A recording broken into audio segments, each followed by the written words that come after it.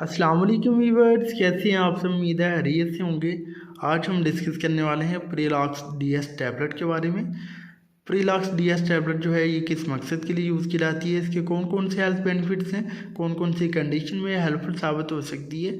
अगर इस मेडिसिन को यूज़ किया जाए तो कौन कौन से साइड इफ़ेक्ट देखने को मिल सकते हैं, कौन से ऐसे पेशेंट हैं जो कि इस मेडिसिन को यूज़ नहीं कर सकते, इसकी डोज क्या है, दिन में कितनी दफ़ा यूज़ की जा सकती है, यूज़ करने का तरीकाकार क्या है, प्रेगनेंसी एंड लैक्टेशन मदर में सेफली यूज़ की जा सकती है या फिर नहीं, और इस मेडिसिन की प्राइस क्या है। ये जो सारी डिस्कशन है वो मैं इंशाल्लाह इस वीडियो में करूँगा। तो आपसे रिक्वेस्ट है कि आपने वीडियो को लास्ट तक देखना है। चैलेंज शुरू करते हैं। प्रीलॉक्स डीएस टैबलेट की फार्मूलेशन की बात करते हैं तो इसमें जो साल्ट मौजूद है वो है जी सेफोडाक्सियम प्रॉक्सीटिल। ये थर्ड जनरेशन की एंटीबायोटिक क्लास के साथ ताल्लुक़ रखती है, जिस ग्रुप का नाम है सेफलोस्पोरिन ग्रुप। एक पैक में 10 टैबलेट्स मौजूद होती हैं। बॉश फार्मास्यूटिकल कंपनी ने इसको तैयार किया है। बात करते हैं इसके इंडिकेशन यानी यूज़र्स की। तो दोस्तों इसके यूज़र्स से पहले हम जान लेते हैं इसकी स्ट्रेंथ एंड अवेलेबिलिटी की। तो ये मार्केट में आपको टैबलेट की 2 स्ट्रेंथ में मिलेगी। ये मार्केट में आपको मिल सकती है जी प्रीलॉक्स टैबलेट के नाम से, जो कि 100 मिलीग्राम की स्ट्रेंथ में मौजूद होती है। इसके अलावा प्रीलॉक्स डीएस टैबलेट जो कि 200 मिलीग्राम की स्ट्रेंथ में मौजूद होती है। इसके अलावा ये मार्केट में सिरप फॉर्म में भी अवेलेबल है। बच्चों के लिए जो सिरप मौजूद होते हैं वो होते हैं जी प्रीलॉक्स के नाम से सिरप आता है 40 mg पर 5 ml की स्ट्रेंथ में, और प्रीलॉक्स प्लस सिरप आता है जी 100 mg पर 5 ml की स्ट्रेंथ में। तो इस तरह से जो है मार्केट में ये टैबलेट और सस्पेंशन बहुत फॉर्म में अवेलेबल है। बात करते हैं इसके इंडिकेशन यानी यूज़र्स की। तो दोस्तों जैसा कि एक एंटीबायोटिक ड्रग है तो इसको यूज़ किया जाता है various types of bacterial infection को क्योर करने के लिए। ये बेसिकली ब्रॉड स्पेक्ट्रम एंटीबायोटिक है और वसी पैमाने पर जो है बैक्टीरियल इन्फेक्शन को क्योर करने में मदद देती है। बात करते हैं कौन कौन सी बैक्टीरियल इन्फेक्शन में ये हेल्पफुल साबित होती है।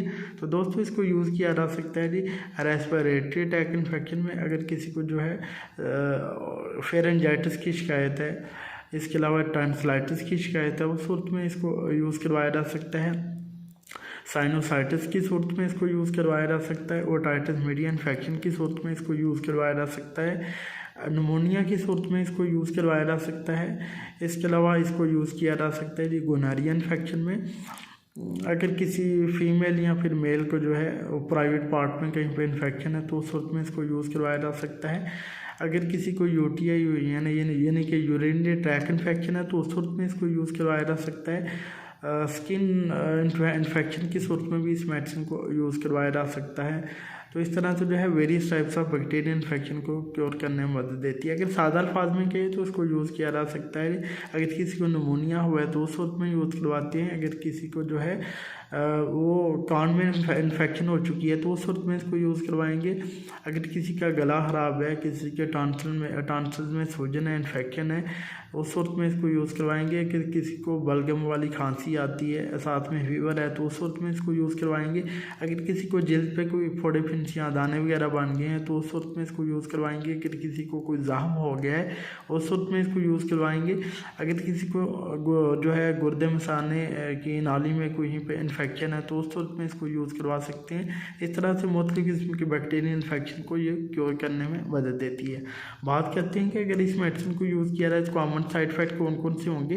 तो इसके जो कॉमन साइड इफ़ेक्ट हैं उसमें पेशेंट को हेडेक हो सकता है, पेशेंट को नोजिया एंड वॉमिटिंग की शिकायत हो सकती है, पेशेंट का स्टमक अपसेट हो सकता है, पेशेंट को डायरिया हो सकता है, ब्लडी डायरिया हो सकता है, पेशेंट को कॉन्स्टिपेशन की शिकायत हो सकती है, अब्डोमिनल पेन हो सकता है, ब्लॉटिंग हो सकती है, पेशेंट को एलर्जी की रिएक्शन हो सकता है, बॉडी पे रैशेज वगैरह बन सकते हैं। इसके अलावा जो है पेशेंट को धुंधला दिखाई दे सकता है, पेशेंट को प्यास ज़्यादा लग सकती है। तो ये कुछ साइड इफ़ेक्ट देखने को मिल सकते हैं। बात करते हैं कि इस मेडिसिन की डोज़ क्या है। तो इसकी जो डोज़ है पेशेंट की age, weight and medically condition wise ही रिकमेंड की जाती है। इसकी जो यूजुअल डोज़ है प्रीलॉक्स डीएस टैबलेट की, एक टैबलेट दिन में 1 से 2 दफ़ा यूज़ करवाई जा सकती है according to patient condition and needs. बात कर लेते हैं अब कि प्रेगनेंसी एंड लैक्टेशन मदर में यूज़ कर सकते हैं या फिर नहीं। तो प्रेगनेंसी एंड लैक्टेशन मदर में इसको यूज़ ना करें। अगर कोई डॉक्टर अपनी सुपरविजन में रिकमेंड करता है तो तब यूज़ कर सकते हैं सेल्फ मेडिकेशन के तौर पे। प्रेगनेंसी एंड लैक्टेशन मदर में इसको बिल्कुल भी यूज़ ना करें। बात कर लेते हैं जी अब इसकी प्राइस की। तो ये पाकिस्तान में आपको किसी भी अच्छी फार्मेसी से मिल जाएगी 450 रुपीज़ की। 450 रुपये की किसी भी अच्छी फार्मेसी से आपको मिल जाएगी। तो 10 गोलियाँ जो हैं वो 450 की, यानी 45 रुपये की एक गोली जो है ये बनती है। और बहुत अच्छी टैबलेट है मुख्तलिफ़ किस्म की बैक्टीरियल इन्फेक्शन को क्योर करने के लिए। तो ये था जी एक छोटा सा ट्यूटोरियल प्रीलॉक्स DS टैबलेट का। उम्मीद है आपको हमारी वीडियो पसंद आई होगी। अगर हमारी वीडियो पसंद आई तो प्लीज़ इस लाइक को शेयर कीजिएगा।